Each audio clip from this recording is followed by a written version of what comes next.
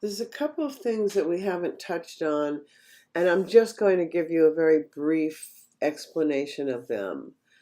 We haven't made a gradient. That's here. Gradient. The gradient tool, if you look up here in your options bar, the first gradient, generally in default, is the foreground and background chip. The second is foreground to nothing, and the third is black and white. And there's all these different kinds of gradients, and over here in this little gear you can add all kinds of gradients. You can add metals, append, which will add to the bottom. You can't add all like with custom shapes. Let's see, special effects, append. So there's all different kinds of gradients. If I hit D to get black and white, and then you go back in here, you'll see the first color is black and white, the second color is black to nothing. Nothing's helpful if you need to highlight type. You don't want a full gradient, but let me show you how the gradient works. I'm going to pick a pink and then hit the X key to turn this over, and I'll pick a blue just so we have something to see. This is the gradient I just made. That's the first gradient here. And you can make a linear gradient, and you can go from corner to corner. You can go short. When the shorter you make it, the less smooth it is. You can go from top to bottom. This is kind of ugly. So that is your basic gradient. There's ways to edit it. We'll get into it in greater depth later on. I'm just going to leave a colored background so that you can see the one thing. Another thing we didn't touch on is the brush. Up here, again, in the options bar, there's a nice big old brush. It's a little on the big side. I've opened it up so you can see there's lots of brushes in here. It looks like they've added a lot of brushes to a lot of options and a lot of things in folders. Dry media brushes. Legacy brushes means it's the brushes from former 2018 CC and before. Square brushes. I could pick a square brush. Let's pick a square brush. You have to click out here. I'm going to get red, and I'm going to paint on here. Now, why does it look orange? Because the brush mode is in screen. Blend modes are all over the place, so be aware of that if something doesn't look like you want it to look. I'm back to normal, and now I'm going to paint, and there it is, red. So there's the square brush. The thing about brushes, I'm going to change the brush again to a circular brush. I'm going to change the heart. I'm going to make it very soft, which means it's going to have a feathered edge. I'm going to click out here so I can paint. See the difference?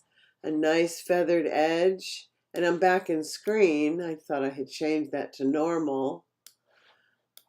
And there's normal.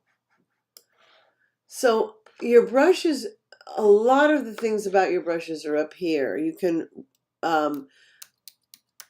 use the bracket. Let me get this here. The right bracket key makes it bigger. The left bracket key makes it smaller. So that's a keyboard shortcut to resize your brush. So there's all kinds of ways to resize your brush. And if I hold on the Mac, the control and the option, I can resize the brush. And if you see, you can also, if you go up and down, you can make it harder and softer.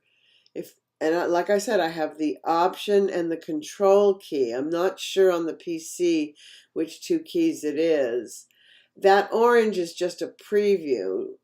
I mean, I happen to have red, which is a little confusing. Let's say I get green. I'm painting with green, but when I hold these, see the orange? It's going to say, oh, let's go down over here.